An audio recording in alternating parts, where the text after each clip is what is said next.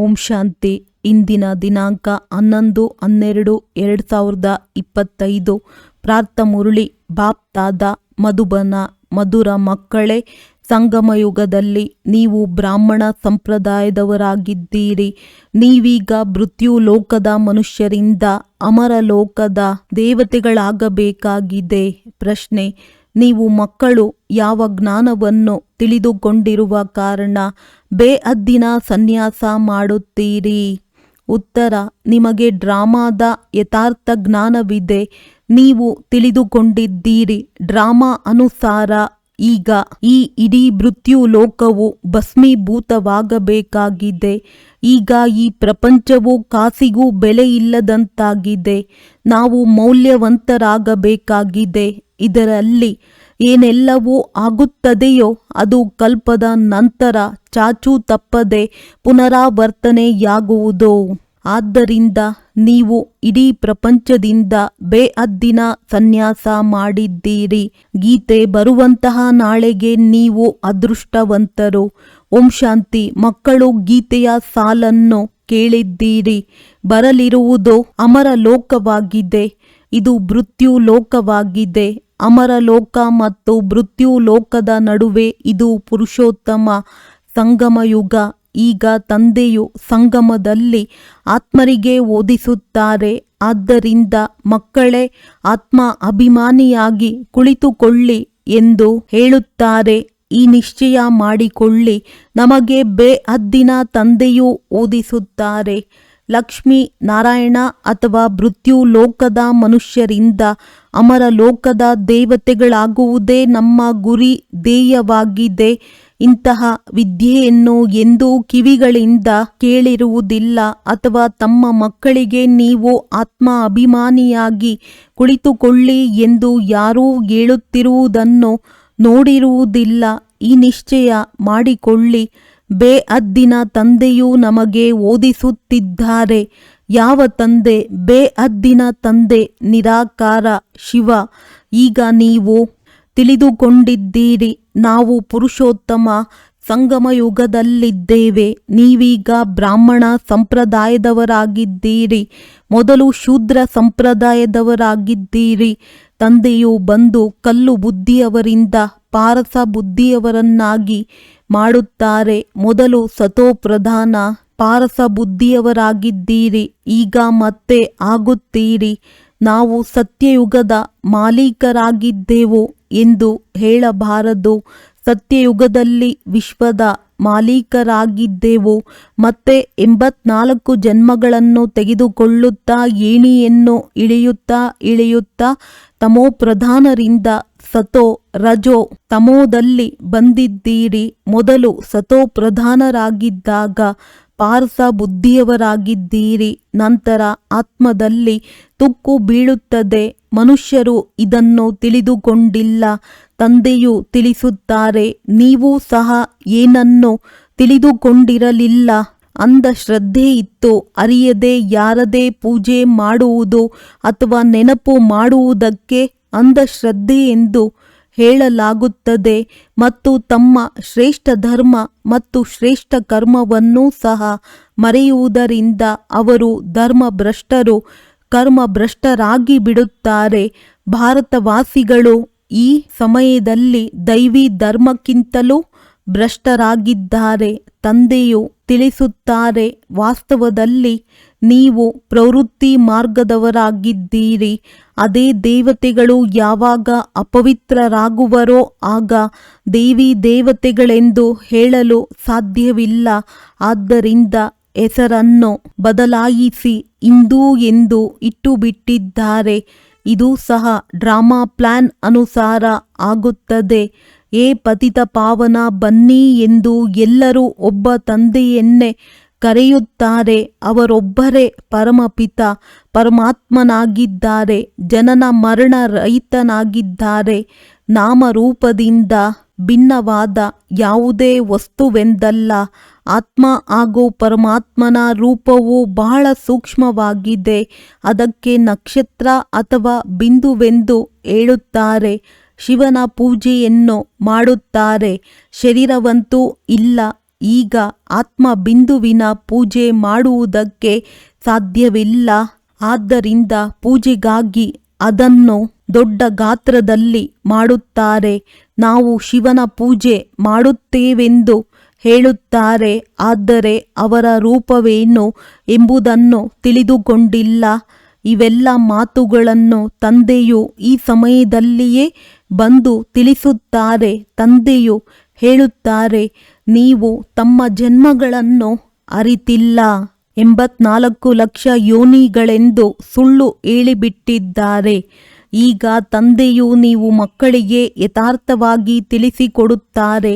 ನೀವೀಗ ಬ್ರಾಹ್ಮಣರಾಗಿದ್ದೀರಿ ಮತ್ತು ದೇವತೆಗಳಾಗಬೇಕಾಗಿದೆ. ಕಲಿಯುಗಿ ಮನುಷ್ಯರು ಶೂದ್ರರಾಗಿದ್ದಾರೆ. ನೀವು ಬ್ರಾಹ್ಮಣರ ಗುರಿ ಧ್ಯೇಯವು ಮನುಷ್ಯರಿಂದ ದೇವತೆಗಳಾಗುವುದಾಗಿದೆ. ಇದು ಮೃತ್ಯುಲೋಕ, ಪತಿತ ಪ್ರಪಂಚವಾಗಿದೆ. ಹೊಸ ಪ್ರಪಂಚವಿತ್ತು, ಎಲ್ಲಿ ಈ ದೇವಿ ದೇವತೆಗಳು ರಾಜ್ಯಭಾರ ಮಾಡುತ್ತಿದ್ದರು.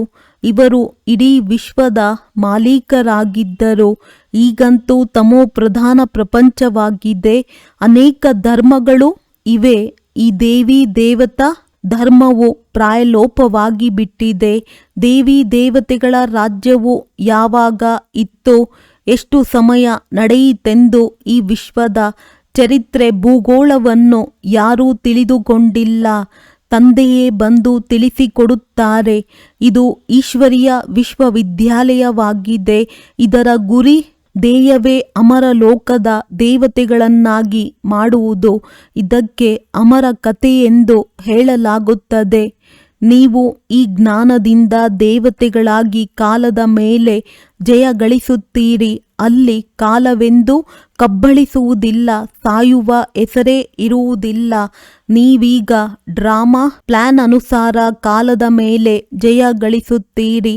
ಭಾರತವಾಸಿಗಳೇ 5 ವರ್ಷ ಅಥವಾ 10 ವರ್ಷದ ಯೋಜನೆ ಮಾಡುತ್ತಾರಲ್ಲವೇ. ನಾವು ರಾಮರಾಜ್ಯವನ್ನು ಸ್ಥಾಪನೆ ಮಾಡುತ್ತಿದ್ದೇವೆಂದು ತಿಳಿದುಕೊಳ್ಳುತ್ತಾರೆ. ಬೇಅದ್ದಿನ ತಂದೆಯದ್ದೂ ಸಹ ರಾಮರಾಜ್ಯವನ್ನು ಮಾಡುವ ಯೋಜನೆ ಇದೆ. ಅವರೆಲ್ಲರೂ ಮನುಷ್ಯರಾಗಿದ್ದಾರೆ. ಮನುಷ್ಯರಂತೂ ರಾಮರಾಜ್ಯವನ್ನು ಸ್ಥಾಪನೆ ಮಾಡಲು ಸಾಧ್ಯವಿಲ್ಲ. ಸತ್ಯಯುಗಕ್ಕೆ ರಾಮರಾಜ್ಯವೆಂದು ಹೇಳಲಾಗುತ್ತದೆ. ಮನುಷ್ಯರು ಎಷ್ಟೊಂದು ಭಕ್ತಿ ಮಾಡುತ್ತಾರೆ, ತೀರ್ಥಯಾತ್ರೆಗಳನ್ನು ಮಾಡುತ್ತಾರೆ. ದಿನ ಅರ್ಥಾತ್ ಸತ್ಯ ತ್ರೇತಾಯುಗದಲ್ಲಿ ಈ ದೇವತೆಗಳ ರಾಜ್ಯವಿತ್ತು. ಮತ್ತೆ ರಾತ್ರಿಯಲ್ಲಿ ಅಂದರೆ ದ್ವಾಪರ ಕಲಿಯುಗದಲ್ಲಿ ಭಕ್ತಿಯು ಪ್ರಾರಂಭವಾಗುತ್ತದೆ. ಸತ್ಯಯುಗದಲ್ಲಿ ಭಕ್ತಿ ಇರುವುದಿಲ್ಲ. ಜ್ಞಾನ, ಭಕ್ತಿ, ವೈರಾಗ್ಯ ಇದನ್ನು ತಂದೆಯೇ ತಿಳಿಸುತ್ತಾರೆ. ವೈರಾಗ್ಯವು 2 ಪ್ರಕಾರದ್ದಾಗಿದೆ. ಒಂದು ಹಠಯೋಗಿ ನಿವೃತ್ತಿ ಮಾರ್ಗದವರ ವೈರಾಗ್ಯವಾಗಿದೆ. ಅವರು ಮನೆ ಮಠವನ್ನು ಬಿಟ್ಟು ಕಾಡಿಗೆ ಹೋಗುತ್ತಾರೆ. ನೀವಂತೂ ಈಗ ಇಡೀ ಮೃತ್ಯುಲೋಕದ ಬೇಅದ್ದಿನ ಸನ್ಯಾಸ ಮಾಡಬೇಕಾಗಿದೆ. ತಂದೆಯು ತಿಳಿಸುತ್ತಾರೆ, ಈ ಇಡೀ ಪ್ರಪಂಚವೇ ಭಸ್ಮೀಭೂತವಾಗುವುದಿದೆ. ನಾಟಕವನ್ನು ಬಹಳ ಚೆನ್ನಾಗಿ ತಿಳಿದುಕೊಳ್ಳಬೇಕಾಗಿದೆ. ಇದು ಏನಿನ ತರಹ ಟಿಕ್ ಟಿಕ್ ಎಂದು ನಡೆಯುತ್ತಿರುತ್ತದೆ. ಏನೆಲ್ಲವೂ ಆಗುತ್ತದೆಯೋ ಅದು ಮತ್ತೆ 5000 ವರ್ಷಗಳ ನಂತರ ಚಾಚೂ ತಪ್ಪದೆ ಪುನರಾವರ್ತನೆಯಾಗುವುದು. ಇದನ್ನು ಬಹಳ ಚೆನ್ನಾಗಿ ತಿಳಿದುಕೊಂಡು ಬೇಅದ್ದಿನ ಸನ್ಯಾಸ ಮಾಡಬೇಕಾಗಿದೆ. ಯಾರಾದರೂ ವಿದೇಶಕ್ಕೆ ಹೋಗುತ್ತಾರೆ. ಅಲ್ಲಿ ನಾವು ಈ ಜ್ಞಾನವನ್ನು ಓದಲು ಸಾಧ್ಯವೇ ಎಂದು ಕೇಳಿದಾಗ ತಂದೆಯು ಹೇಳುತ್ತಾರೆ, ಹೌದು, ನೀವು ಎಲ್ಲಿ ಬೇಕಾದರೂ ಕುಳಿತು ಓದಬಲ್ಲಿರಿ. ಇಲ್ಲಿ ಮೊದಲು 7 ದಿನಗಳ ಕೋರ್ಸನ್ನು ತೆಗೆದುಕೊಳ್ಳಬೇಕಾಗುತ್ತದೆ. ಬಹಳ ಸಹಜವೂ ಆಗಿದೆ. ಆತ್ಮವು ಕೇವಲ ಇದನ್ನು ತಿಳಿದುಕೊಳ್ಳಬೇಕಾಗಿದೆ. ನಾವು ಸತೋಪ್ರಧಾನ ವಿಶ್ವದ ಮಾಲೀಕರಾಗಿದ್ದೆವು, ಆಗ ಸತೋಪ್ರಧಾನರಾಗಿದ್ದೆವು. ಈಗ ತಮೋಪ್ರಧಾನರಾಗಿ ಬಿಟ್ಟಿದ್ದೇವೆ. 84 ಜನ್ಮಗಳಲ್ಲಿ ಇನ್ನೂ ಕನಿಷ್ಠರಾಗಿ ಬಿಟ್ಟಿದ್ದೇವೆ. ಈಗ ನಾವು ಶ್ರೇಷ್ಠರಾಗುವುದು ಹೇಗೆ ಈಗ ಕಲಿಯುಗವಾಗಿದೆ. ಮತ್ತೆ ಅವಶ್ಯವಾಗಿ ಸತ್ಯಯುಗ ಬರುವುದು. ತಂದೆಯು ಎಷ್ಟು ಸಹಜವಾಗಿ ತಿಳಿಸಿಕೊಡುತ್ತಾರೆ.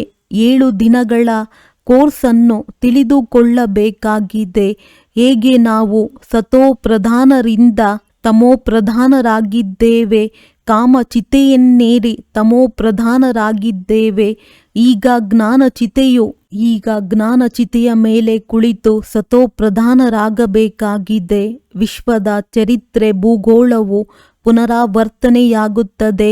ಚಕ್ರವು ಸುತ್ತುತ್ತದೆ ಎಲ್ಲವೇ. ಈಗ ಸಂಗಮಯುಗವಾಗಿದೆ. ಇದರ ನಂತರ ಸತ್ಯಯುಗವಾಗುವುದು. ನಾವೀಗ ಕಲಿಯುಗಿ ವಿಕಾರಿಗಳಾಗಿದ್ದೇವೆ ಅಂದ ಮೇಲೆ ನಾವೇ ಮತ್ತೆ ಸತ್ಯಯುಗಿ ನಿರ್ವಿಕಾರಿಗಳು ಹೇಗಾಗುವುದು? ಅದಕ್ಕಾಗಿ ತಂದೆಯು ಮಾರ್ಗವನ್ನು ತಿಳಿಸುತ್ತಾರೆ. ನಮ್ಮಲ್ಲಿ ಯಾವುದೇ ಗುಣವಿಲ್ಲ, ನಮ್ಮನ್ನು ಇಂತಹ ಗುಣವಂತರನ್ನಾಗಿ ಮಾಡಿ ಎಂದು ಕೂಗುತ್ತಾರೆ. ಯಾರು ಕಲ್ಪದ ಹಿಂದೆ ಆಗಿದ್ದರೋ ಅವರೇ ಪುನಃ ಆಗಬೇಕಾಗಿದೆ. ತಂದೆಯು ತಿಳಿಸುತ್ತಾರೆ, ಮೊಟ್ಟ ಮೊದಲು ತಮ್ಮನ್ನು ಆತ್ಮನೆಂದು ತಿಳಿಯಿರಿ. ಆತ್ಮವೇ ಒಂದು ಶರೀರವನ್ನು ಬಿಟ್ಟು ಇನ್ನೊಂದನ್ನು ತೆಗೆದುಕೊಳ್ಳುತ್ತದೆ. ನೀವೀಗ ಆತ್ಮ ಅಭಿಮಾನಿಯಾಗಬೇಕಾಗಿದೆ. ಈಗಲೇ ನಿಮಗೆ ಆತ್ಮ ಅಭಿಮಾನಿಗಳಾಗುವ ಶಿಕ್ಷಣ ಸಿಗುತ್ತದೆ. ನೀವು ಸದಾ ಆತ್ಮ ಅಭಿಮಾನಿಯಾಗಿರುತ್ತೀರಿ ಎಂದಲ್ಲ. ಸತ್ಯಯುಗದಲ್ಲಂತೂ ಶರೀರದ ಹೆಸರಿರುತ್ತದೆ. ಲಕ್ಷ್ಮೀನಾರಾಯಣರ ಹೆಸರಿನ ಮೇಲೆ ಎಲ್ಲ ಕಾರೋಬಾರು ನಡೆಯುತ್ತದೆ. ಈಗ ಇದು ಸಂಗಮಯುಗವಾಗಿದೆ. ಈಗಲೇ ತಂದೆಯು ತಿಳಿಸುತ್ತಾರೆ, ನೀವು ಅಶರೀರಿಯಾಗಿ ಬಂದಿದ್ದೀರಿ, ಮತ್ತೆ ಅಶರೀರಿಯಾಗಿ ಹೋಗಬೇಕಾಗಿದೆ. ತಮ್ಮನ್ನು ಆತ್ಮನೆಂದು ತಿಳಿದು ತಂದೆಯನ್ನು ನೆನಪು ಮಾಡಿ. ಇದು ಆತ್ಮಿಕ ಯಾತ್ರೆಯಾಗಿದೆ. ಆತ್ಮವು ತನ್ನ ಆತ್ಮಿಕ ತಂದೆಯನ್ನು ನೆನಪು ಮಾಡುತ್ತದೆ. ತಂದೆಯನ್ನು ನೆನಪು ಮಾಡುವುದರಿಂದಲೇ ಪಾಪಗಳು ಭಸ್ಮವಾಗುತ್ತವೆ. ಇದಕ್ಕೆ ಯೋಗಾಗ್ನಿ ಎಂದು ಹೇಳಲಾಗುತ್ತದೆ. ನೆನಪಂತೂ ನೀವು ಎಲ್ಲಿ ಬೇಕಾದರೂ ಇದ್ದು ಮಾಡಬಲ್ಲಿರಿ. ಆದರೆ ಮೊದಲು 7 ದಿನಗಳಲ್ಲಿ ಈ ಸೃಷ್ಟಿ ಚಕ್ರವು ಹೇಗೆ ಸುತ್ತುತ್ತದೆ, ನಾವು ಹೇಗೆ ಏಣಿಯನ್ನು ಇಳಿಯುತ್ತೇವೆ ಎಂಬುದನ್ನು ತಿಳಿಸಿಕೊಡಲಾಗುತ್ತದೆ. ನಾವೀಗ ಇದೊಂದೇ ಜನ್ಮದಲ್ಲಿ ಮೇಲೇರುತ್ತೇವೆ. ಮಕ್ಕಳು ವಿದೇಶದಲ್ಲಿದ್ದರೆ ಅಲ್ಲಿಗೂ ಮುರುಳಿ ತಲುಪುತ್ತದೆ. ಇದು ಶಾಲೆಯಲ್ಲವೇ? ವಾಸ್ತವದಲ್ಲಿ ಇದು ಈಶ್ವರೀಯ ವಿಶ್ವವಿದ್ಯಾಲಯವಾಗಿದೆ. ಗೀತೆಯದ್ದೇ ರಾಜಯೋಗವಾಗಿದೆ. ಆದರೆ ಶ್ರೀಕೃಷ್ಣನಿಗೆ ಭಗವಂತನೆಂದು ಹೇಳಲಾಗುವುದಿಲ್ಲ. ಬ್ರಹ್ಮ ವಿಷ್ಣು ಶಂಕರನಿಗೂ ದೇವತೆ ಎಂದು ಹೇಳಲಾಗುತ್ತದೆ. ನೀವೀಗ ಪುರುಷಾರ್ಥ ಮಾಡಿ ಪುನಃ ದೇವತೆಗಳಾಗುತ್ತೀರಿ. ಪ್ರಜಾಪಿತ ಬ್ರಹ್ಮನೂ ಸಹ ಅವಶ್ಯವಾಗಿ ಇಲ್ಲಿಯೇ ಇರಬೇಕಲ್ಲವೇ? ಪ್ರಜಾಪಿತನು ಮನುಷ್ಯನಾಗಿದ್ದಾರೆ ಅಂದ ಮೇಲೆ ರಚನೆಯನ್ನು ಇಲ್ಲಿಯೇ ರಚಿಸಲಾಗುತ್ತದೆ. ಅಂಸೋ ಸೋ ಅಂನ ಅರ್ಥವನ್ನು ತಂದೆಯು ಬಹಳ ಸಹಜವಾಗಿ ತಿಳಿಸಿದ್ದಾರೆ. ಭಕ್ತಿ ಮಾರ್ಗದಲ್ಲಂತೂ ಆತ್ಮವೇ ಪರಮಾತ್ಮನೆಂದು ಹೇಳುತ್ತಾರೆ. ಆದ್ದರಿಂದ ಪರಮಾತ್ಮನಿಗೆ ಸರ್ವವ್ಯಾಪಿ ಎಂದು ಹೇಳುತ್ತಾರೆ. ತಂದೆಯು ತಿಳಿಸುತ್ತಾರೆ, ಎಲ್ಲರಲ್ಲಿ ಆತ್ಮವು ವ್ಯಾಪಕವಾಗಿದೆ. ನಾನು ಹೇಗೆ ವ್ಯಾಪಕನಾಗಿರಲಿ? ನೀವು ನನ್ನನ್ನು ಏ ಪತಿತ ಪಾವನ, ಬನ್ನಿ ನಮ್ಮನ್ನು ಪಾವನ ಮಾಡಿ ಎಂದು ಕರೆಯುತ್ತೀರಿ. ನಿರಾಕಾರ ಆತ್ಮರೆಲ್ಲರೂ ಬಂದು ತಮ್ಮ ತಮ್ಮ ರಥವನ್ನು ತೆಗೆದುಕೊಳ್ಳುತ್ತೀರಿ. ಪ್ರತಿಯೊಬ್ಬ ಅಕಾಲ ಮೂರ್ತಿ ಆತ್ಮನ ಸಿಂಹಾಸನವು ಇದಾಗಿದೆ. ಇದಕ್ಕೆ ಸಿಂಹಾಸನವೆಂದಾದರೂ ಹೇಳಿ ಅಥವಾ ರಥವೆಂದಾದರೂ ಹೇಳಿ. ತಂದೆಗಂತೂ ತನ್ನದೇ ಆದ ರಥವಿಲ್ಲ. ಅವರು ನಿರಾಕಾರನೆಂದೇ ಗಾಯನವಿದೆ. ಸೂಕ್ಷ್ಮ ಶರೀರವಾಗಲಿ ಸ್ಥೂಲ ಶರೀರವಾಗಲಿ ಇಲ್ಲ. ನಿರಾಕಾರನು ಸ್ವಯಂ ರಥದಲ್ಲಿ ಯಾವಾಗ ಕುಳಿತುಕೊಳ್ಳುವರೋ ಆಗ ಮಾತನಾಡುವರು. ರಥವಿಲ್ಲದೆ ಪತಿತರನ್ನು ಪಾವನ ಮಾಡುವುದು ಹೇಗೆ? ನಾನು ನಿರಾಕಾರನು ಬಂದು ಇವರ ಶರೀರವನ್ನು ಲೋನಾಗಿ ಪಡೆಯುತ್ತೇನೆ. ಸ್ವಲ್ಪ ಸಮಯಕ್ಕಾಗಿ ತೆಗೆದುಕೊಂಡಿದ್ದೇನೆ. ಇವರಿಗೆ ಭಾಗ್ಯಶಾಲಿ ರಥವೆಂದು ಹೇಳಲಾಗುತ್ತದೆ. ತಂದೆಯೇ ಸೃಷ್ಟಿಯ ಆದಿ ಮಧ್ಯ ಅಂತ್ಯದ ರಹಸ್ಯವನ್ನು ತಿಳಿಸಿ ನೀವು ಮಕ್ಕಳನ್ನು ತ್ರಿಕಾಲದರ್ಶಿಗಳನ್ನಾಗಿ ಮಾಡುತ್ತಾರೆ. ಮತ್ಯಾವ ಮನುಷ್ಯರು ಈ ಜ್ಞಾನವನ್ನು ಅರಿತುಕೊಳ್ಳಲು ಸಾಧ್ಯವಿಲ್ಲ. ಈ ಸಮಯದಲ್ಲಿ ಎಲ್ಲರೂ ನಾಸ್ತಿಕರಾಗಿದ್ದಾರೆ. ತಂದೆಯು ಬಂದು ಆಸ್ತಿಕರನ್ನಾಗಿ ಮಾಡುತ್ತಾರೆ. ರಚಯಿತ ರಚನೆಯ ರಹಸ್ಯವನ್ನು ತಂದೆಯು ನಿಮಗೆ ತಿಳಿಸುತ್ತಾರೆ. ಈಗ ನಿಮ್ಮ ವಿನಃ ಮತ್ಯಾರೂ ತಿಳಿಸಲು ಸಾಧ್ಯವಿಲ್ಲ. ನೀವೇ ಈ ಜ್ಞಾನದಿಂದ ಇಷ್ಟು ಶ್ರೇಷ್ಠ ಪದವಿಯನ್ನು ಪಡೆಯುತ್ತೀರಿ. ಈ ಜ್ಞಾನವು ಕೇವಲ ಈಗಷ್ಟೇ ನೀವು ಬ್ರಾಹ್ಮಣರಿಗೆ ಸಿಗುತ್ತದೆ. ತಂದೆಯು ಸಂಗಮದಲ್ಲಿಯೇ ಬಂದು ಈ ಜ್ಞಾನವನ್ನು ಕೊಡುತ್ತಾರೆ. ಸದ್ಗತಿ ನೀಡುವವರು ಒಬ್ಬ ತಂದೆಯೇ ಆಗಿದ್ದಾರೆ. ಮನುಷ್ಯರು ಮನುಷ್ಯನಿಗೆ ಸದ್ಗತಿ ನೀಡಲು ಸಾಧ್ಯವಿಲ್ಲ. ಅವರೆಲ್ಲರೂ ಭಕ್ತಿ ಮಾರ್ಗದ ಗುರುಗಳಾಗಿದ್ದಾರೆ. ಸದ್ಗುರು ಒಬ್ಬರೇ ಆಗಿದ್ದಾರೆ. ಅವರಿಗೆ ವಾವ್ ಸದ್ಗುರು ವಾವ್ ಎಂದು ಹೇಳಲಾಗುತ್ತದೆ. ಇದಕ್ಕೆ ಪಾಠಶಾಲೆ ಎಂದು ಹೇಳಲಾಗುವುದು. ನರನಿಂದ ನಾರಾಯಣನಾಗುವುದು ಇಲ್ಲಿನ ಗುರಿ ಧ್ಯೇಯವಾಗಿದೆ. ಅವೆಲ್ಲವೂ ಭಕ್ತಿ ಮಾರ್ಗದ ಕಥೆಗಳಾಗಿವೆ. ಗೀತೆಯಿಂದಲೂ ಸಹ ಯಾವುದೇ ಪ್ರಾಪ್ತಿಯಾಗುವುದಿಲ್ಲ. ತಂದೆಯು ತಿಳಿಸುತ್ತಾರೆ, ನಾನು ನೀವು ಮಕ್ಕಳಿಗೆ ಸನ್ಮುಖದಲ್ಲಿ ಬಂದು ಓದಿಸುತ್ತೇನೆ. ಇದರಿಂದ ನೀವು ಈ ಪದವಿಯನ್ನು ಪಡೆಯುತ್ತೀರಿ. ಇದರಲ್ಲಿ ಮುಖ್ಯವಾದದ್ದು ಪವಿತ್ರರಾಗುವ ಮಾತಾಗಿದೆ. ತಂದೆಯ ನೆನಪಿನಲ್ಲಿರಬೇಕಾಗಿದೆ. ಇದರಲ್ಲಿಯೇ ಮಾಯೆಯು ವಿಘ್ನಗಳನ್ನು ಹಾಕುತ್ತದೆ. ತಮ್ಮ ಆಸ್ತಿಯನ್ನು ಪಡೆದುಕೊಳ್ಳುವುದಕ್ಕಾಗಿ ನೀವು ತಂದೆಯನ್ನು ನೆನಪು ಮಾಡುತ್ತೀರಿ. ಈ ಜ್ಞಾನವು ಎಲ್ಲ ಮಕ್ಕಳ ಬಳಿ ಮುರುಳಿ ಹೋಗುತ್ತದೆ ಎಂದು ಮುರುಳಿಯನ್ನು ತಪ್ಪಿಸಬಾರದು. ಮುರುಳಿಯನ್ನು ತಪ್ಪಿಸಿದ್ದೀರೆಂದರೆ ಗೈರು ಹಾಜರಿಯಾಗುತ್ತದೆ. ಮುರುಳಿಯಿಂದ ನೀವು ಎಲ್ಲಿಯೇ ಇದ್ದರೂ ಸಹ ರಿಫ್ರೆಶ್ ಆಗುತ್ತಿರುತ್ತೀರಿ. ಶ್ರೀಮತದಂತೆ ನಡೆಯಬೇಕಾಗುತ್ತದೆ. ಹೊರಗಡೆ ಹೋಗುತ್ತೀರೆಂದರೆ ಖಂಡಿತ ಅವಶ್ಯವಾಗಿ ಪವಿತ್ರರಾಗಬೇಕಾಗಿದೆ. ವೈಷ್ಣವರಾಗಿರಬೇಕಾಗಿದೆ. ವೈಷ್ಣವರು 2 ಪ್ರಕಾರದವರಿರುತ್ತಾರೆ. ವೈಷ್ಣವ ವಲ್ಲಭಾಚಾರಿಗಳು ಇರುತ್ತಾರೆ. ಆದರೆ ವಿಕಾರದಲ್ಲಿ ಹೋಗುತ್ತಾರೆ. ಪವಿತ್ರರಾಗಿರುವುದಿಲ್ಲ. ನೀವು ಪವಿತ್ರರಾಗಿ ವಿಷ್ಣು ವಂಶೀಯರಾಗುತ್ತೀರಿ. ಸತ್ಯಯುಗದಲ್ಲಿ ನೀವು ವೈಷ್ಣವರಾಗಿರುತ್ತೀರಿ. ವಿಕಾರದಲ್ಲಿ ಹೋಗುವುದಿಲ್ಲ. ಅದು ಅಮರಲೋಕ. ಇದು ಮೃತ್ಯು ಲೋಕವಾಗಿದೆ. ಇಲ್ಲಿ ವಿಕಾರದಲ್ಲಿ ಹೋಗುತ್ತಾರೆ. ನೀವೀಗ ವಿಷ್ಣುಪುರಿಯಲ್ಲಿ ಹೋಗುತ್ತೀರಿ. ಅಲ್ಲಿ ವಿಕಾರವಿರುವುದಿಲ್ಲ. ಅದು ನಿರ್ವಿಕಾರಿ ಪ್ರಪಂಚವಾಗಿದೆ. ಯೋಗ ಬಲದಿಂದ ನೀವು ವಿಶ್ವದ ರಾಜ್ಯ ಭಾಗ್ಯವನ್ನು ಪಡೆಯುತ್ತೀರಿ. ಹೇಗೆ ಅವರಿಬ್ಬರು ಇರಾಕ್ ಇರಾನ್ ಪರಸ್ಪರ ಹೊಡೆದಾಡುತ್ತಾರೆ. ಮಧ್ಯದಲ್ಲಿ ಬೆಣ್ಣೆಯು ನಿಮಗೆ ಸಿಗುತ್ತದೆ. ನೀವು ತಮ್ಮ ರಾಜಧಾನಿಯನ್ನು ಸ್ಥಾಪನೆ ಮಾಡುತ್ತಿದ್ದೀರಿ. ಎಲ್ಲರಿಗೆ ಇದೇ ಸಂದೇಶವನ್ನು ಕೊಡಬೇಕಾಗಿದೆ. ಚಿಕ್ಕ ಮಕ್ಕಳಿಗೂ ಹಕ್ಕಿದೆ. ಶಿವತಂದೆಯ ಮಕ್ಕಳಲ್ಲವೇ? ಆದ್ದರಿಂದ ಎಲ್ಲರಿಗೆ ಹಕ್ಕಿದೆ. ಎಲ್ಲರಿಗೆ ಇದನ್ನು ತಿಳಿಸಿ ತಮ್ಮನ್ನು ಆತ್ಮನೆಂದು ತಿಳಿಯಿರಿ. ಮಾತಾಪಿತರಲ್ಲಿ ಜ್ಞಾನವಿದ್ದರೆ ಮಕ್ಕಳಿಗೂ ಸಹ ಶಿವತಂದೆಯನ್ನು ನೆನಪು ಮಾಡಿ ಎಂದು ಕಲಿಸುತ್ತಾರೆ. ಶಿವತಂದೆಯ ವಿನಃ ಬೇರೆ ಯಾರೂ ಇಲ್ಲ. ಒಬ್ಬರ ನೆನಪಿನಿಂದಲೇ ತಮೋಪ್ರಧಾನರಿಂದ ಸತೋಪ್ರಧಾನರಾಗಿ ಬಿಡುತ್ತೀರಿ. ಇದರಲ್ಲಿ ವಿದ್ಯಾಭ್ಯಾಸವು ಬಹಳ ಚೆನ್ನಾಗಿರಬೇಕು. ವಿದೇಶದಲ್ಲಿದ್ದರೂ ಸಹ ನೀವು ಓದಬಲ್ಲಿರಿ. ಇದರಲ್ಲಿ ಪುಸ್ತಕ ಇತ್ಯಾದಿಗಳೇನೂ ಬೇಕಾಗಿಲ್ಲ. ಎಲ್ಲಿಯಾದರೂ ನೀವು ಕುಳಿತು ಓದಬಲ್ಲಿರಿ. ಬುದ್ಧಿಯಿಂದ ನೆನಪು ಮಾಡಬಲ್ಲಿರಿ. ಈ ವಿದ್ಯೆಯು ಇಷ್ಟು ಸಹಜವಾಗಿದೆ. ಯೋಗ ಅಥವಾ ನೆನಪಿನಿಂದ ಬಲ ಸಿಗುತ್ತದೆ.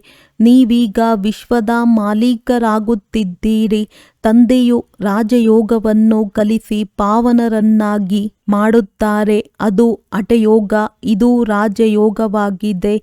ಇದರಲ್ಲಿ ಪಥ್ಯವು ಬಹಳ ಚೆನ್ನಾಗಿ ಇರಬೇಕು. ಈ ಲಕ್ಷ್ಮೀನಾರಾಯಣರಂತೂ ಸರ್ವಗುಣ ಸಂಪನ್ನರಾಗಬೇಕಲ್ಲವೇ? ಆಹಾರ ಪಾನೀಯಗಳು ಪಥ್ಯವೂ ಬೇಕು. ಎರಡನೆಯದಾಗಿ ತಂದೆಯನ್ನು ನೆನಪು ಮಾಡಬೇಕು. ಆಗ ಜನ್ಮ ಜನ್ಮಾಂತರದ ಪಾಪಗಳು ಕಳೆಯುತ್ತವೆ. ಇದಕ್ಕೆ ರಾಜ್ಯ ಪ್ರಾಪ್ತಿಗಾಗಿ ಸಹಜ ರಾಜಯೋಗವೆಂದೇ ಹೇಳಲಾಗುತ್ತದೆ. ಒಂದು ವೇಳೆ ರಾಜ್ಯ ಭಾಗ್ಯವನ್ನು ಪಡೆಯಲಿಲ್ಲವೆಂದರೆ ಬಡವರಾಗಿ ಬಿಡುತ್ತೀರಿ. ಶ್ರೀಮತದಂತೆ ಪೂರ್ಣ ರೀತಿಯಲ್ಲಿ ನಡೆಯುವುದರಿಂದಲೇ ಶ್ರೇಷ್ಠರಾಗುತ್ತೀರಿ. ಈಗ ಭ್ರಷ್ಟರಿಂದ ಶ್ರೇಷ್ಠರಾಗಬೇಕಾಗಿದೆ. ಅದಕ್ಕಾಗಿ ತಂದೆಯನ್ನು ನೆನಪು ಮಾಡಿ. ಕಲ್ಪದ ಮೊದಲೂ ಸಹ ನೀವೇ ಈ ಜ್ಞಾನವನ್ನು ಪಡೆದುಕೊಂಡಿದ್ದೀರಿ. ಅದನ್ನು ಪುನಃ ನೀವು ಈಗ ಪಡೆಯುತ್ತೀರಿ. ಸತ್ಯಯುಗದಲ್ಲಿ ಮತ್ಯಾವುದೇ ರಾಜ್ಯವಿರಲಿಲ್ಲ. ಅದಕ್ಕೆ ಸುಖಧಾಮವೆಂದು ಹೇಳಲಾಗುತ್ತದೆ. ಈಗ ಇದು ದುಃಖಧಾಮವಾಗಿದೆ. ಮತ್ತು ಎಲ್ಲಿಂದ ನಾವಾತ್ಮರು ಬಂದಿದ್ದೇವೆಯೋ ಅದು ಶಾಂತಿಧಾಮವಾಗಿದೆ. ಪ್ರಪಂಚದಲ್ಲಿ ಮನುಷ್ಯರು ಏನೇನು ಮಾಡುತ್ತಾರೆಂದು ಶಿವತಂದೆಗೆ ಆಶ್ಚರ್ಯವೆನಿಸುತ್ತದೆ. ಮಕ್ಕಳು ಕಡಿಮೆಯಾಗಲೆಂದು ಅದಕ್ಕಾಗಿಯೂ ಎಷ್ಟೊಂದು ತಲೆಕೆಡಿಸಿಕೊಳ್ಳುತ್ತಿರುತ್ತಾರೆ. ಆದರೆ ಇದಂತೂ ತಂದೆಯ ಕೆಲಸವಾಗಿದೆ ಎಂಬುದನ್ನು ತಿಳಿದುಕೊಳ್ಳುವುದೇ ಇಲ್ಲ. ತಂದೆಯು ಬಹುಬೇಗನೆ ಒಂದು ಧರ್ಮದ ಸ್ಥಾಪನೆ ಮಾಡಿ ಉಳಿದೆಲ್ಲ ಅನೇಕ ಧರ್ಮಗಳ ವಿನಾಶ ಮಾಡಿಸುತ್ತಾರೆ. ಒಂದೇ ಏಟಿಗೆ ಅವರಂತೂ ಜನಸಂಖ್ಯೆಯನ್ನು ಕಡಿಮೆ ಮಾಡಲು ಎಷ್ಟೊಂದು ಔಷಧಿಗಳನ್ನು ಕಂಡು ಹಿಡಿಯುತ್ತಾರೆ. ಆದರೆ ತಂದೆಯ ಬಳಿಯಂತೂ ಒಂದೇ ಔಷಧಿ ಇದೆ. ಒಂದು ಧರ್ಮದ ಸ್ಥಾಪನೆಯಾಗಬೇಕಾಗಿದೆ. ಆ ಸಮಯವು ಬರುವುದು ಯಾವಾಗ ಎಲ್ಲರೂ ಸಹ ಇವರಂತೂ ಪವಿತ್ರರಾಗುತ್ತಿದ್ದಾರೆ ಎಂದು ಹೇಳುತ್ತಾರೆ. ಮತ್ತೆ ಔಷಧಿ ಮೊದಲಾದವುಗಳ ಅವಶ್ಯಕತೆಯಾದರೂ ಏನಿದೆ? ತಂದೆಯು ನಿಮಗೆ ಮನ್ಮನಾಭವದ ಇಂತಹ ಔಷಧಿಯನ್ನು ಕೊಟ್ಟಿದ್ದಾರೆ. ಅದರಿಂದ ನೀವು 21 ಜನ್ಮಗಳಿಗಾಗಿ ಪವಿತ್ರರಾಗಿ ಬಿಡುತ್ತೀರಿ. ಒಳ್ಳೆಯದು. ಧಾರಣೆಗಾಗಿ ಮುಖ್ಯ ಸಾರ. ಪವಿತ್ರರಾಗಿ ಪಕ್ಕಾ ವೈಷ್ಣವರಾಗಬೇಕಾಗಿದೆ.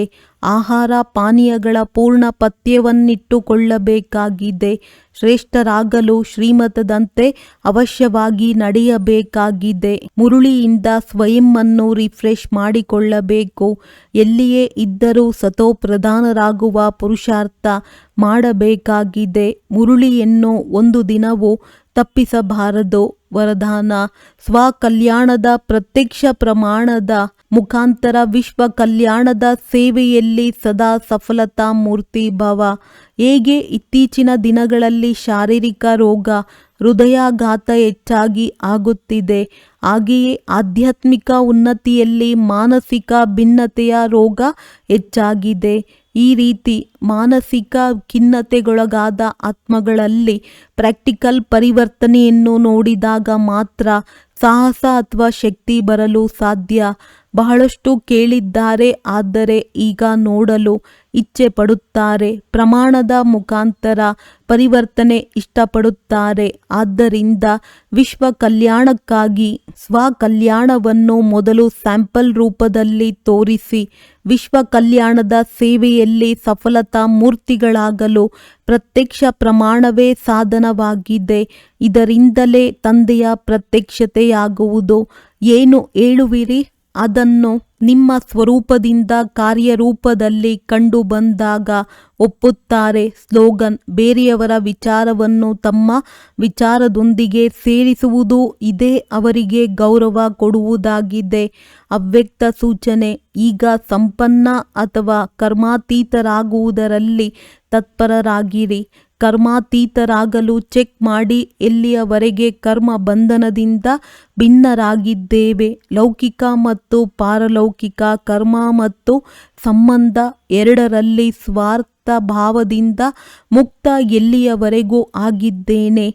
ಯಾವಾಗ ಕರ್ಮಗಳ ಲೆಕ್ಕಾಚಾರ ಅಥವಾ ಯಾವುದೇ ವ್ಯರ್ಥ ಸ್ವಭಾವ ಸಂಸ್ಕಾರಕ್ಕೆ ವಶರಾಗುವುದರಿಂದ ಮುಕ್ತರಾಗುತ್ತೀರಿ, ಆಗ ಕರ್ಮಾತೀತ ಸ್ಥಿತಿಯನ್ನು ಪ್ರಾಪ್ತಿ ಮಾಡಿಕೊಳ್ಳಬಹುದು. ಯಾವುದೇ ಸೇವೆ, ಸಂಘಟನೆ, ಪ್ರಕೃತಿಯ ಪರಿಸ್ಥಿತಿ, ಸ್ವಸ್ಥಿತಿ ಅಥವಾ ಶ್ರೇಷ್ಠ ಸ್ಥಿತಿಯನ್ನು ಅಲುಗಾಡಿಸಬಾರದು. ಈ ಬಂಧನದಿಂದಲೂ ಮುಕ್ತರಾಗಿರುವುದೇ ಕರ್ಮಾತೀತ ಸ್ಥಿತಿಯ ಸಮೀಪತೆಯಾಗಿದೆ. ಒಳ್ಳೆಯದು. ಓಂ ಶಾಂತಿ.